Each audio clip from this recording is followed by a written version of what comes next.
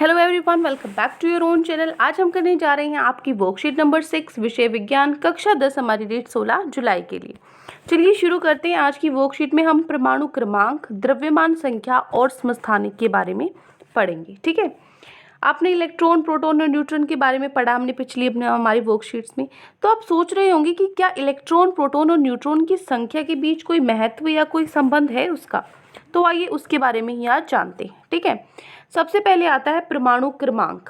परमाणु संख्या भी हम इसको बोलते हैं, परमाणु क्रमांक भी बोलते हैं, एक ही बात है। ठीक है, तो ये होता क्या है, देखो, प्रोटॉन की कुल संख्या को परमाणु क्रमांक कहते हैं। मतलब एक एटम के अंदर, एक परमाणु के अंदर कुल जितने प्रोटॉन होते हैं उसको हम क्या बोलते हैं, परमाणु संख्या बोलते हैं या परमाणु क्रमांक बोलते हैं। परमाणु संख्या का जो प्रतीक है इसको किससे दर्शाते हैं, Z से हम इसको दर्शाते हैं। प्रत्येक परमाणु का परमाणु क्रमांक भिन्न होता है, अलग अलग परमाणु है और सबका परमाणु क्रमांक अलग अलग होता है। ठीक है, परमाणु क्रमांक क्या होता है, किसके बराबर होता है, परमाणु में प्रोटॉन की संख्या के बराबर होता है, जो कि किसके बराबर होता है, परमाणु में इलेक्ट्रॉन की संख्या के बराबर होता है।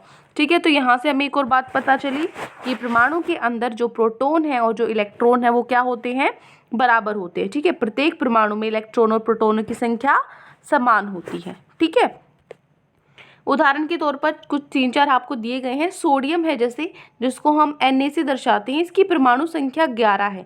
इसका मतलब इसमें 11 प्रोटॉन है और 11 ही इलेक्ट्रॉन है। मैग्नीशियम है, मैग्नीशियम की परमाणु संख्या 12 है। इसका मतलब कि इसमें 12 प्रोटॉन है और 12 इलेक्ट्रॉन है। उसके बाद है सी क्लोरीन। क्लोरीन की परमाणु संख्या 17 है। इसमें 17 प्रोटॉन और 17 इलेक्ट्रॉन है। कार्बन है सी, इसकी परमाणु संख्या 6 है। इसका मतलब इसमें 6 प्रोटॉन और 6 इलेक्ट्रॉन है। ठीक है, अब चलते हैं द्रव्यमान। द्रव्यमान क्या होता है, देखो, परमाणु में प्रोटॉन और न्यूट्रॉन की कुल संख्या के योग को द्रव्यमान कहते हैं। ठीक है, मतलब जितने प्रोटॉन हैं और जितने न्यूट्रॉन हैं, इन दोनों को मिलाकर क्या बनता है, द्रव्यमान संख्या बनता है। ठीक है, और इसका प्रतीक क्या है, ए, मतलब प्रोटॉन प्लस न्यूट्रॉन किसके बराबर है, ए के बराबर है। ठीक है ना, तो इसको हम ए से निरूपित करते हैं। द्रव्यमान जो संख्या है वो क्या हो, इसका फॉर्मूला होता है प्रोटॉन की संख्या प्लस न्यूट्रॉन की संख्या। ठीक है, परमाणु को प्रतीक रूप में लिखना, किस तरीके से हम लिखते हैं उसको, सिंबल के फॉर्म में। देखो, मान लीजिए एक परमाणु एक्स का परमाणु ले लिया हमने। ठीक है, मान इसकी जगह कुछ भी हो सकता है, सोडियम का, मैग्नीशियम का, ऑक्सीजन, नाइट्रोजन। ठीक है, हमने उसको एक्स मान लिया, कोई भी परमाणु है एक्स। ठीक है, तो इसका जो परमाणु क्रमांक है Z और परमाणु द्रव्यमान है A। ठीक है, ये तो हमें पता ही है। तो प्रतीक में इसे इस प्रकार लिखा जाएगा, यहाँ पे जैसे ये है, परमाणु क्रमांक तत्व के प्रतीक के नीचे जो क्रमांक, परमाणु की जो संख्या है वो तो आएगी नीचे, और जो परमाणु का द्रव्यमान संख्या है वो क्या आएगा, ऊपर। इस तरीके से हम दर्शाते हैं एक परमाणु को। ठीक है, उदाहरण के तौर पर जैसे सोडियम है, सोडियम की परमाणु संख्या क्या है, 11। सोडियम का प्रतीक होता है Na। इसकी परमाणु संख्या 11 है, परमाणु संख्या आती है नीचे, और इसका द्रव्यमान क्या है, 23 है, वो आता है ऊपर। तो इस प्रकार हम इसको लिखेंगे। ठीक है, ये है प्रतीक किसका, जो सोडियम का परमाणु है। क्लियर। चलिए, अब क्वेश्चन आंसर से पहले एक छोटा सा टॉपिक और है, समस्थानिक क्या होते हैं, इसके बारे में और जान लेते हैं। ठीक है, यहाँ पे समस्थानिक क्या होता है, एक ही तत्व के परमाणुओं के रूप में परिभाषित किया जाता है जिनकी परमाणु संख्या समान होती है लेकिन परमाणु द्रव्यमान संख्याएं अलग होती है। ठीक है, क्या होते हैं समस्थानिक, जो उनका स्थान है किसका, परमाणु संख्या का, वो तो सेम है। ठीक है, जो परमाणु संख्या है मतलब वो तो बराबर होती है इनमें। ठीक है, लेकिन उनका जो द्रव्यमान संख्या है वो क्या होती है, अलग होती है, वो होते हैं समस्थानिक। बहुत ज़रूरी है, बहुत इंपॉर्टेंट है ये। ठीक है ना, इसके उदाहरण है जैसे हाइड्रोजन। हाइड्रोजन के 3 समस्थानिक होते हैं। कौन से होते हैं, प्रोटियम होता है, ड्यूट्रियम होता है और ट्रिटियम होता है। प्रोटीन मतलब जिसका जो आपका परमाणु संख्या एक ही है और जो नीचे का है आपका द्रव्यमान संख्या वो भी एक ही है। लेकिन ड्यूट्रियम में क्या होगा, परमाणु संख्या तो एक ही है लेकिन ऊपर ये क्या है आपका 2 है द्रव्यमान। ट्रिटियम में क्या है, द्रव्यमान 3 है और परमाणु संख्या सब में एक ही है। यही तो होते हैं ना समस्थानिक, जिनकी परमाणु संख्या एक ही होती है लेकिन द्रव्यमान अलग होते हैं। तो यहाँ पे द्रव्यमान है 1, इसमें है 2, इसमें है 3। ठीक है, ये है हाइड्रोजन के 3 समस्थानिक। उसके बाद है क्लोरीन के 2 होते हैं समस्थानिक, जैसे 17 होता है इसका परमाणु संख्या, ठीक है, लेकिन इनके द्रव्यमान क्या है, एक में 35 है क्लोरीन में और एक में 37 से 37 है, ठीक है। इसी तरीके से कार्बन के 2 समस्थानिक होते हैं, जैसे कि एक का 12 है और एक का 14 है और परमाणु संख्या एक ही है 6, ठीक है। अब समस्थानिक कहाँ पे उपयोग हम इनका कर सकते हैं।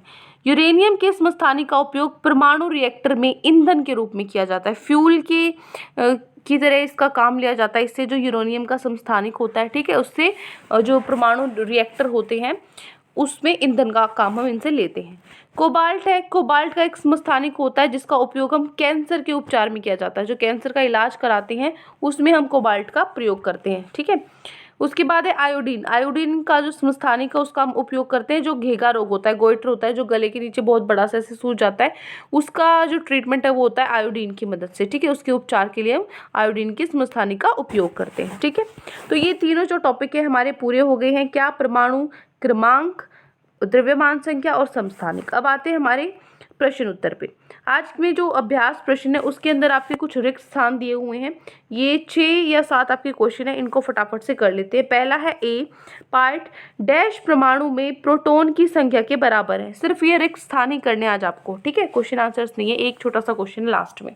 देखो, डैश परमाणु में प्रोटॉन की संख्या के बराबर है, किसमें होती है प्रोटॉन संख्या के बराबर, परमाणु संख्या परमाणु में प्रोटॉन की संख्या के बराबर है, ठीक है।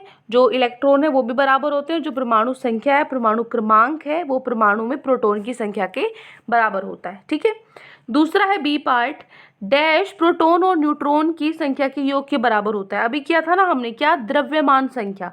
जो द्रव्यमान संख्या है वो प्रोटॉन और न्यूट्रॉन की संख्या के बराबर होता है, ठीक है। तीसरा है सी पार्ट हमारा, डैश एक ही तत्व के परमाणु होते हैं जिनके, मतलब एक ही तत्व है लेकिन उसके अलग अलग परमाणु होते हैं, जिनकी जो परमाणु संख्या होती है वो तो समान होती है लेकिन विभिन्न क्या होता है, द्रव्यमान संख्या, ठीक है। जिनकी द्रव्यमान संख्या अलग होती है वो क्या होते हैं, समस्थानिक, जो अभी मैंने आपको बताया, ठीक है। समस्थानिक एक ही तत्व के परमाणु होते हैं जिनकी परमाणु संख्या समान होती है लेकिन विभिन्न द्रव्यमान संख्याएं होती हैं। नेक्स्ट डी, हाइड्रोजन के 3 समस्थानिक कौन से होते हैं, प्रोटियम, ड्यूट्रियम और ट्रीटियम। इसकी आप ब्रैकेट में यहाँ पे लिख भी सकते हो, प्रोटियम के पीछे ब्रैकेट में लिखो 1H1, ठीक है। ड्यूट्रियम के ब्रैकेट के पीछे लिख लो 1H2 और ट्रीटियम के लिख लो 1H3, ठीक है। लिख सकते हो, नहीं भी लिखो तो भी चलेगा क्योंकि नाम तो लिख ही दिए, बट लिख लोगे तो अच्छा, ये आपको याद रहेगा, ठीक है। हाइड्रोजन के 3 समस्थानिक क्या है, प्रोटियम, ड्यूट्रियम और ट्रीटियम। उसके बाद है ई पार्ट, परमाणु संख्या को डैश प्रतीक द्वारा दर्शाया जाता है। किससे दर्शाया जाता है, परमाणु संख्या को Z से दर्शाया जाता है और द्रव्यमान संख्या को A प्रतीक से दर्शाया जाता है, ठीक है ना। परमाणु संख्या Z और द्रव्यमान संख्या A, याद रहेगा ना। लास्ट क्वेश्चन है आपका, एक परमाणु में 11 प्रोटॉन और 12 न्यूट्रॉन है, ठीक है। द्रव्यमान संख्या ज्ञात करो। तो हमें पता है द्रव्यमान संख्या क्या होती है, ए, किसके बराबर होती है, प्रोटॉन प्लस में न्यूट्रॉन के बराबर होती है ना। प्रोटॉन आपको 11 दे रखे हैं, न्यूट्रॉन आपको 12 दे रखे हैं, 11 + 12 कितना होता है, 23 होता है।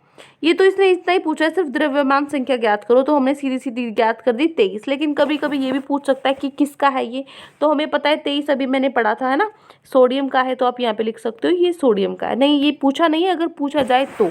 अभी के लिए तो जो आपका लिखा है मैंने आंसर वही है, ठीक है। तो यहाँ पे जो हमारी वर्कशीट है कंप्लीट होती है। ये रिक्त स्थान कुछ आपको दिए गए थे आज की वर्कशीट में। कोई भी डाउट है इनमें या पूरी वर्कशीट में तो कमेंट सेक्शन में आप मुझसे पूछ सकते हैं। और अगर आपको लेक्चर अच्छा लगे तो चैनल को सब्सक्राइब कर सकते हैं, वीडियो को लाइक कर सकते हैं। आज के लिए इतना ही, मिलते हैं नेक्स्ट वीडियो में। Till then take care, bye bye.